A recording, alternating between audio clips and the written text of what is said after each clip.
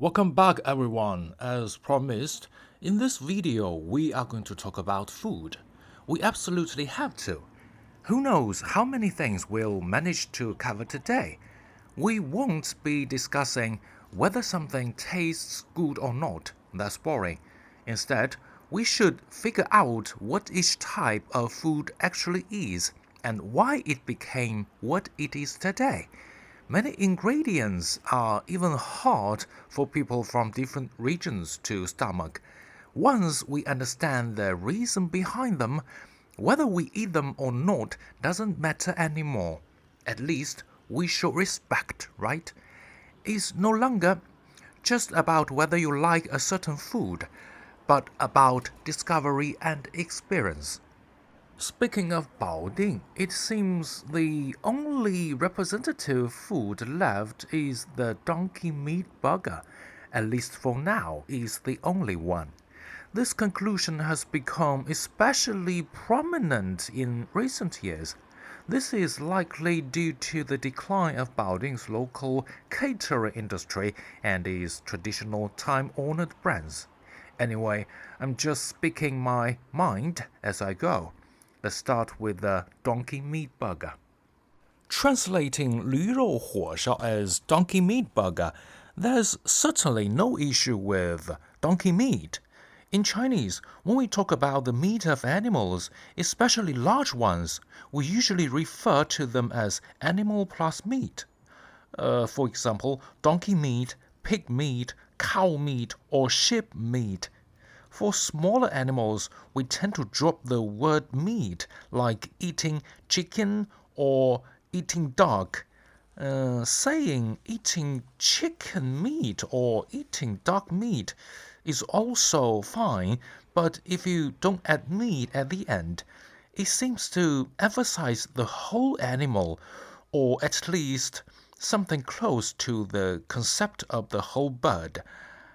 Now that I'm mentioning this to you, I've given it some thoughts, and that's likely what it is.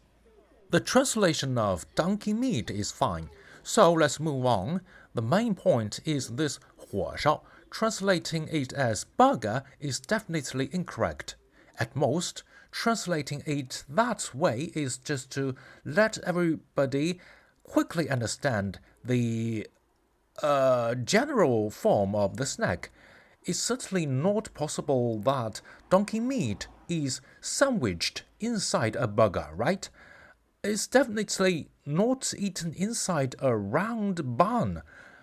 Of course, huoshao and burgers are completely different things. They aren't alike in any way. Huoshao is a traditional wheaten food from northern China, popular in places like Shandong, Shanxi, Beijing, Hebei, and Henan. Using flour as the main ingredient, it becomes golden brown with a crispy exterior and a soft interior after being roasted. Its production process often involves 5 steps: frying, griddling, roasting, baking, and steaming. This is the most general and official explanation. Different regions certainly have different techniques and presentations.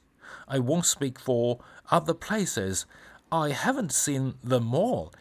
And I won't talk nonsense. Let's just talk about ours here. Huoshao are mainly round and pancake-shaped. I know there isn't a direct English translation for the Chinese word bing, so you can refer to the shape of a discus or a wheel. I once explained the word bing in one of my shorts, the one where I talked about 煎饼. You can go and check it out. Bing refers to anything that is round, flat, and has a certain thickness. Even a discus in Chinese is called a 铁饼, means iron bing. The huoshao in donkey meat huoshao is actually a type of bing.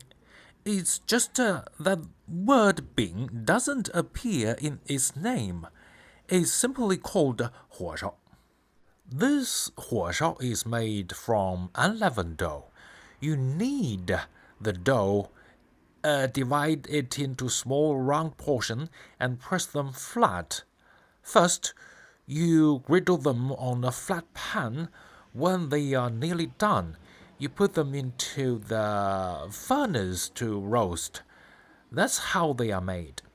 When finished, you can't really say the surface is crispy. It's not the kind of crispy where crumbs fall everywhere. It's just firm, but not hard to bite, with a slight chewiness. I'm talking about this roasted type of huoshao. Other methods are a different story. These roasted ones aren't as mysterious as many people make them out to be.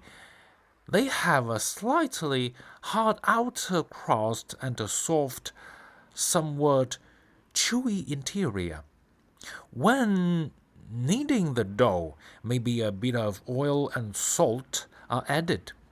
Probably no salt, but maybe a touch of oil. Oh, how big is it? They are getting smaller and smaller now, roughly the size of a McDonald's burger bun, but much more solid because it's unleavened. While it's still hot, slice an opening from the side, about halfway through. Don't slice it all the way open, or it will be completely split apart and it won't hold the meat. Usually, to make it look like there's more meat, slicing it halfway is enough. The meat is mainly stuffed into this sliced half. Then, when you get to the back, it's all dough. The inside of the huoshao is also layered. They aren't very fine or dense layers, but they are layers anyway. The meat inside has to be minced. You can choose whether you want it fatty or lean. Eating only lean meat makes me feel like I'm choking. I have to add some fat and then a bit of meat broth. When I was a kid, one of these, which was even bigger than this, cost 2 yuan. Now, 12 yuan won't even cover it. The most classic version is filled with donkey meat. Actually, there are many other things you can stuff inside. For example, you can take the broth from stewed meat and add starch to make a jelly-like substance.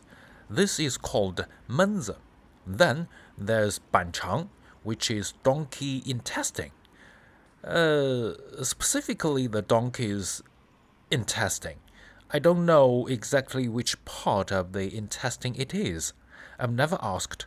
You can have any of these on their own or mixed together. You can't just eat a donkey meat huoshao on its own. It'll make you feel like you are choking. You need something liquid to drink. Usually, if you eat in the shop, there's free cornmeal congee along with pickled side dishes and small chili peppers. You eat them together. The congee won't be tasteless because you have the pickles. If all else fails, when you take a bite of the huoshao, hold it over your congee. Some meat is bound to fall out, and it'll drop right into the bowl. Then you can just gulp it down with a congee. It has plenty of flavor. After all this talk, we can't forget the most critical point. If you ever come to Baoding, you can't just tell people you want a donkey meat huoshao. They might understand what you mean, but it'll make you sound like an outsider. In China, a donkey is called Lü and meat is called Rou.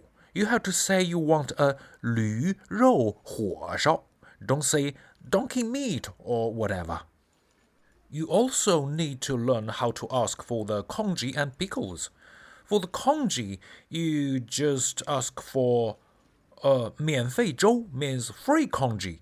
You must emphasize that it's free. 免费. Got it? 免费 free. Congee 粥免费粥. You shouldn't have to pay for it. The pickles are also free. They are called 免费咸菜. 免费 free 咸菜 pickles. That's basically about it. Just as I'm saying this, we are coming up on an intersection. On the right-hand side, there are two Lürou Huoshao shops. Those who want to go can go. I haven't been to them myself. Nowadays, donkeys have been mostly slaughtered off, so when there isn't enough, horse meat is used to make up the difference. You can choose either donkey meat or horse meat. But first, you have to see if they actually sell horse meat. Don't go to a place that specifically only sells donkey meat and ask for horse meat.